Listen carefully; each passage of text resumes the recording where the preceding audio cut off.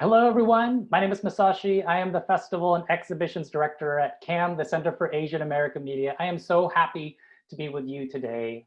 We have a very special conversation, but first I want to acknowledge our co-presenters. These are organizations who help us spread the word to their audiences. So I want to thank Frameline, Bad Feminists Making Films, Brown Girls Doc Mafia, Kearney Street Workshop, and Belay Creative. I thank them all for their support. If you have questions during this conversation, there is a question box underneath the video player. Please ask your questions and I will incorporate that into my talk. We are so thrilled to have filmmaker and subject of I'm Okay and Neither Are You here with us. Please help me welcome virtually Drama Del Rosario. Hi. Hello. Hi, everyone. So Drama, thank you first off for being here. Your film was one of the first films that we selected as a festival. So when we had to cancel the fest, I was really sad because I know you and we've been talking about doing something and showcasing this really powerful film. So I'm glad you're here. Happy to be here. So we're living in a strange time. It's very stressful due to this global COVID-19 pandemic. Can you talk first off, how are you doing? How's your family doing? I am really good. I'm here right now in North Hollywood in my apartment with my boyfriend, Chris, who was in the documentary. And we're really good. Like, we haven't been leaving the house unless we have to like go to the store or something. Everyone in my family is back home in the Philippines and it is just like crazy out there. No horrible news, thank God. But you know, my sister works in the news, my dad works at a school, and my mom works at a hotel, which is now accommodating frontliners. So all of them are like in really crazy jobs right now, but you know, no bad news is good news. So that's great. Yeah. You know, as I mentioned, we were hoping to play your film at our physical festival, and then if so, we were hoping you would be in there here in person. As an artist and filmmaker, how has this pandemic impacted you and the work that you're doing? Ooh. Oh my God. So I work full time at a production company here in Hollywood called Believe Ltd. And we were in the middle of making a documentary on people with rare diseases. And then this whole pandemic, you know, blew up and, you know, we had to cancel our shoots because we didn't want to go, you know, around America and unknowingly bring the virus to the home of someone with a rare disease. So right now, all of our shoots are on hold, but thank God we have a backlog of pre-production and post-production that we're working on right now. And I'm just so happy that so many people are reaching out to me to stream my documentary films. So really, really happy that, you know, everything is working out amid the pandemic. That's great. A little context. So Cam, including myself, we're big fans of Drama and his projects. His previous film, In This Family, won our Lonnie Ding Award for Social Issue Documentary last year at our festival. And this year, CAM is celebrating our 40th anniversary as an organization. Woo! And to mark this moment, we are profiling visionary filmmakers who we feel are moving Asian American media forward. So we are thrilled. Drama is one of our selected profiles. That has gone live. It's on our website. So go to cammedia.org to see this really wonderful piece. And thank you, Drama, for participating in that. Thank you so much. And yeah. I love the cute little illustration that comes with it too. It's so adorable. Yeah, it's really cute. So Drama, you grew up in the Philippines. You moved to the US in 2017. You got your MFA in the New York Film Academy. You have made over 6 films, and they're a mixture of personal docs, social issue docs, community portraits. As a filmmaker, what are your goals? What stories do you want to tell? Well, a lot of my documentary films really stem from the fact that I grew up in such a rigid, conservative, Catholic Filipino background. And growing up in the Philippines, I just never really had the opportunity to like question and explore the kind of background that I grew up in. And so when I moved here to LA with all the, you know, freedom that I have here, I was really able to explore and question the things that I grew up with through the platform of documentary film. And I knew that there are other people who would love to explore that too, but you know, because of the location that they're in or the circumstances that they're in, they don't have the capabilities to explore these kinds of questions. So Yeah. When did your passion for filmmaking start? Like, when did you think I want to make films? Oh my God, that is a great question. Well, I grew up in the era of YouTube and Windows Movie Maker and all of those beginner editing platforms and, social media platforms and all of that. And like, I just grew up with people, documenting everything, taking pictures of everything and then posting them on the internet. And I was just so fascinated with the whole technical aspect of making films. And I also like watched a lot of reality TV as a little teenager, as a little boy. Like I watched a lot of America's Next Top Model and Survivor and Jersey Shore and all of that. And I was just like, oh, there are some really interesting real life people outside of the Filipino bubble that I grew up in. And I always found that so fascinating. The first ever documentary film that I did was for a high school project, and it was a documentary film. I studied in a Jesuit school, and at that time, I think that was like 2008, I want to say, Mm. 2009, 2010, around that time. At that time, the reproductive health bill was super huge in the Philippines. This was a bill about contraceptives and like abortion and, family planning and all of that. And the Philippines, being a super Catholic country, was so against that. But the Jesuit school that I grew up in, all the individual teachers that I knew was so against the church being so controlling of the kind of bills that our country had, and yet on the outside, on the PR scale, they never wanted to verbalize these kinds of oppositions to the church for whatever reason, for PR, for publicity or whatever. And so the documentary that I made as a little high school student was exposing how the teachers in the school never wanted to voice their opinion on the reproductive health bill. And that was such a great feeling, like exposing the truth and exposing the publicity and the PR that comes with a Catholic religious background. And that was just such a great feeling for me, and it just all made sense that documentary film was was my means of communicating with other people. That's great. I recently saw in an interview, you talked about the immigrating to the US and being scared you wouldn't find a community, like a supportive community when you got here. As a Mm-hmm. queer POC person, traveling to new spaces can be quite scary. Mm-hmm. I think of myself when I moved to Texas years ago, I had these Wow. anxieties of what could happen.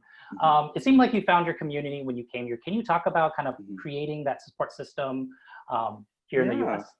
Yeah, so I moved here to the US, Los Angeles in particular, for my master's degree in 2017. And when I moved here from the Philippines, I had no friends. I had no family aside from like the cousin of my grandfather who lives an hour away. So like I full on had to like start from scratch. Like I had no one. And then one of the first few projects for my master's degree was a short observational documentary film on whatever we wanted it to be. And I was like, what do I make an observational film on? And so I started reaching out to Filipino Facebook groups here in Los Angeles and all of that. And for some reason, like I ended up getting in touch with VJ Floresca, which is she's super talented Filipino fashion designer who lives here in California. And then it just grew from there. Like she introduced me to other queer Filipino people who live here in America. And that grew into film industry groups and all of that. And that just blew up because, I started out getting in touch with people who had the same background as me. That's great. We should talk about your film. So Okay. yeah, I could go on and talk about your kind of background, but let's talk about it. People just watched it, so I know it's fresh in people's minds. For this Mhm. particular film, can you, reflecting back, what was it like making it? What were the hardest parts of it, rewarding parts of making this? Oh my God, the whole process of making this film was probably one of the most difficult years of my life. One aspect of that is, of course, having to go through that whole sexual assault experience and the other aspect is I had a film that I had to like produce and make, and to like just hear feedback and to like hear sound bites of yourself going through these difficult times over and over again was like so hard. Like that's not easy to go through. And Chris, you know, like a while ago was telling me, are you sure you want to subject yourself to an experience like that again?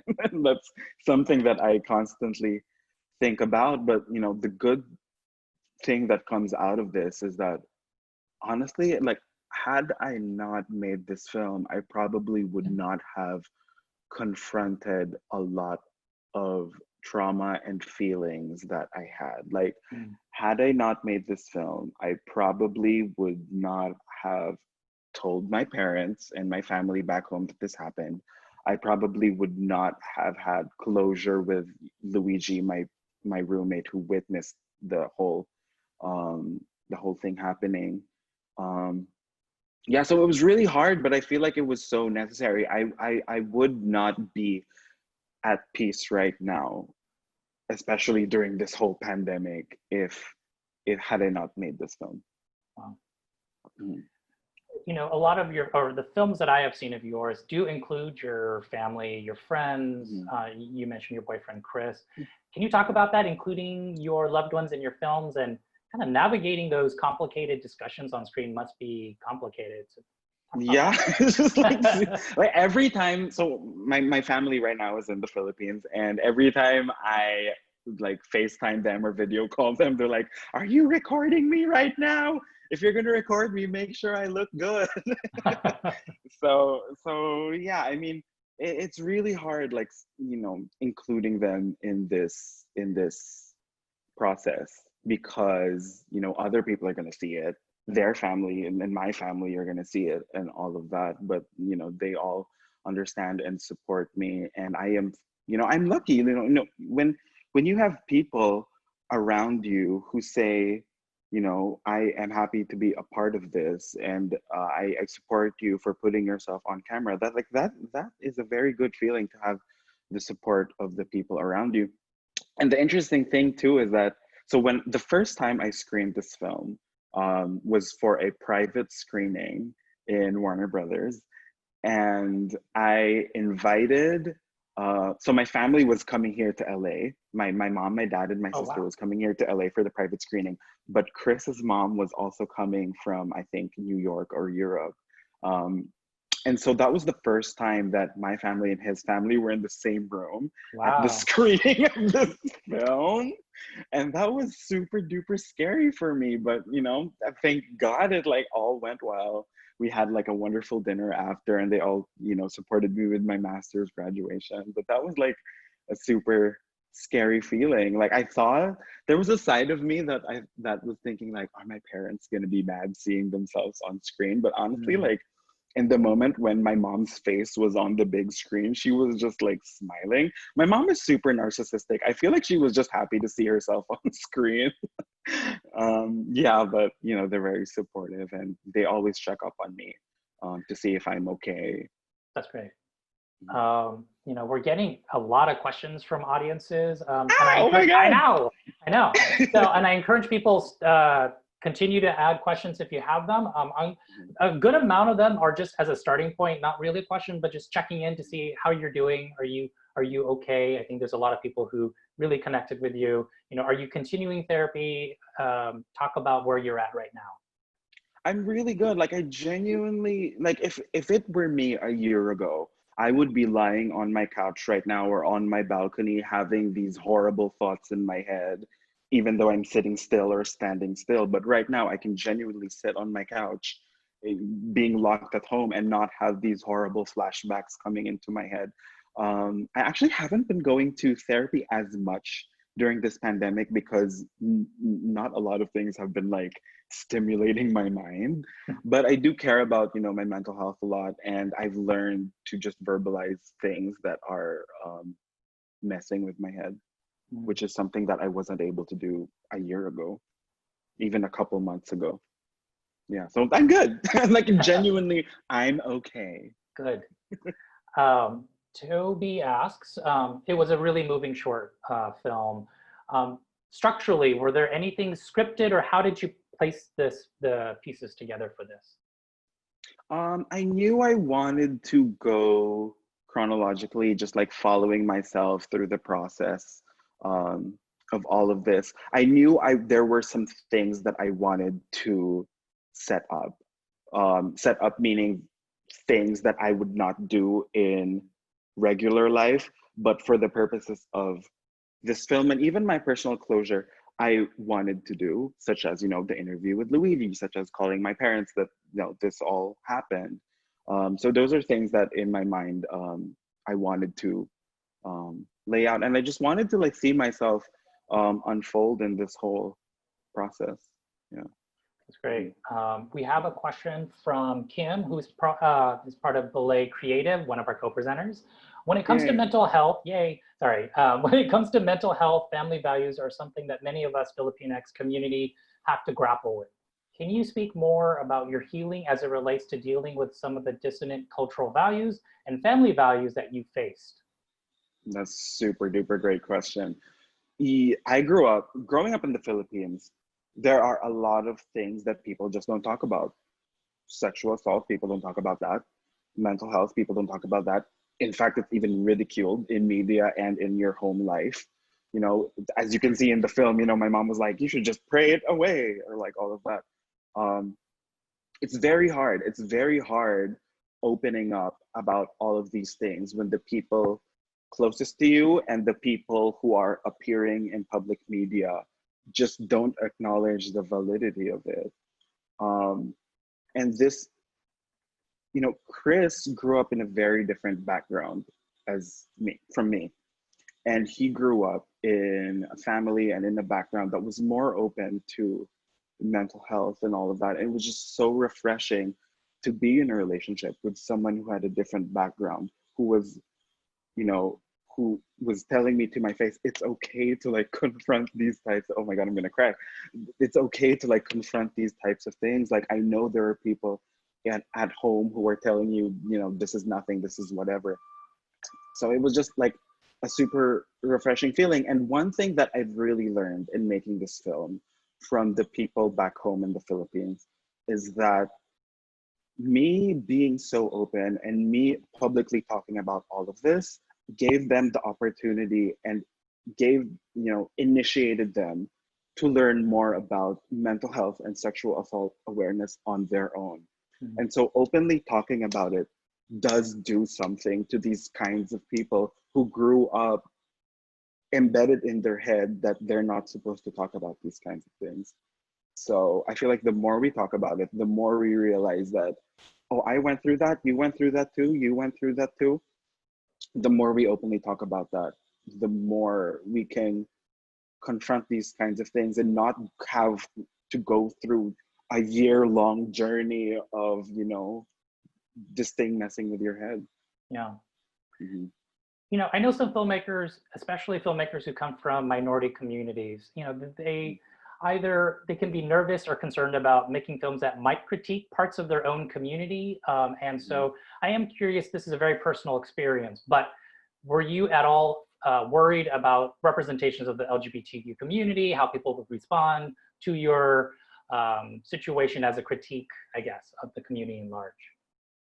It is very hard because I love the LGBTQIA+ community. I love it. Like, it is the community that supports me so much, both in my career and in my personal life. And it is so hard to put a camera in front of yourself and say, hey, there is sexual assault in our community. Like, that is a hard thing to confront, but it happens. Like, it doesn't matter what community you're in. Sexual assault is like scattered in like so many different communities, and that's something that I had to come to terms with, and that's something that I had to like admit to myself and admit to the greater world out there. Yeah, it's hard critiquing your own community, even like critiquing the Filipino community, but like I said, it's like super necessary to point out that sometimes, quite frankly, our commitment to some traditions and some religious rules are hindering us from, you know, developing and like getting over some things from our past. Mhm. Yeah, I mean, I understand that, like, for people like my mom and for people like my dad, religion really helps them process things, but it can't be everything. Same with, like, you know, going to therapy. Like, even though therapy is not like a band-aid or like a one pill that you take and everything goes away. It's a combination of different things. It's therapy, it's talking to my boyfriend, it's talking to my family and all of that. Yeah. It's great. Another Mm. question from Coco. Coco loves your doc films. Can't wait to Thank see you. more. Question is, making this film, was it, they're hoping that it wasn't re-traumatizing for you to have to go through it all. Can you talk about the process and then maybe even now seeing it again, like, is it re-traumatizing in any way? I wouldn't say necessarily re-traumatizing. In fact, I feel very like uplifted and liberated and free right now. What I will say though is that going through the post-production process of this was hard because, you know, I made this as my master's thesis for my master's degree. And to see, you know, all of our like critique sessions and feedback sessions were all laid out in the calendar, and I knew that every week or every other day I would have to go to a critique session and then hear critiques about my films, and then have to go back home, replay sound bites over and over again, and edit, and then hear critiques over and over again. That was like super scary and super hard. That I edited this film, the main part of post-production for this film was in June and July, and I made the decision to edit the film myself. And that was, those few months, June, July 2019, was like really, really hard because you were hearing these sound bites over and over again. I wouldn't necessarily say re-traumatizing, because seeing this whole 1 year experience condensed into a 25-minute film gave me a very enlightening bigger picture to the 1 year that I went through. And while that was hard, I feel like it was very necessary for me.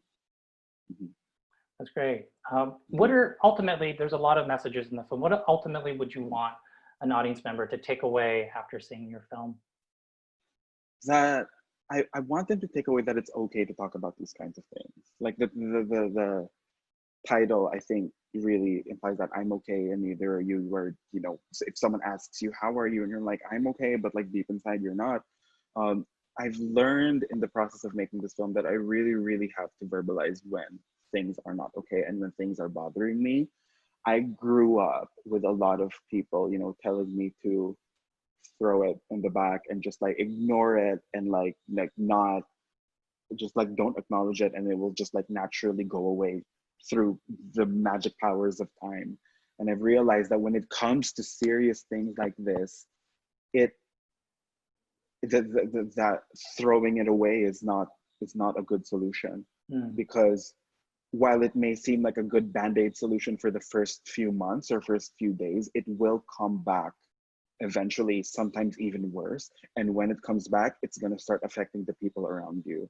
It started affecting my boyfriend, it started affecting my family and all the other people around me and all my friends who saw me crying spontaneously. And so that is definitely what I learned, to verbalize things before it gets worse. It's great. Yeah, and just so you know, there's a lot of Chris Love out there in the comments. Oh my God, he's in the apartment right now. He's like working from home. He's probably in like a video conference right now. So like, I would definitely say, oh my God, you There's a lot guys. of I was jealousy. Yeah, go ahead. No, go ahead. no, but like, if there's one, you know, if there's one thing in this film, I was like, when this first came out, I was like, I don't care if people end up hating me as long as they don't hate Chris. Like, I am so protective of him, and I just don't want people to be like, you know, angry at him or whatever. Oh my God, I'm gonna cry. But yeah, I'm just so happy that you guys love him. It really, really means a lot. And once this is over, I'm gonna run over to the office and tell him how much people love him. Yay, yeah. Oh my God, I'm Angelina, gonna cry. oh, Angelina asks, I really enjoyed the film. Thank you so much for sharing. Do you plan to stay in the US or go back to the Philippines? they really want to see more films from you and are excited about it. I definitely want to stay in the US. The Philippines is super, oh my God, it's like, I don't know if people are catching up, but through this whole pandemic, ABS-CBN, one of the biggest broadcasters in the Philippines, got shut down by the president. And that is, oh my God, like, how are people going to get their, one, how are people going to get their information in general, and especially during this pandemic? Two, I have so many friends who work in the entertainment industry in the Philippines who unfortunately, you know, aren't as lucky as me to fly all the way to America to pursue their career. And now they have to like work around their media career under this whole shutdown, which is horrible.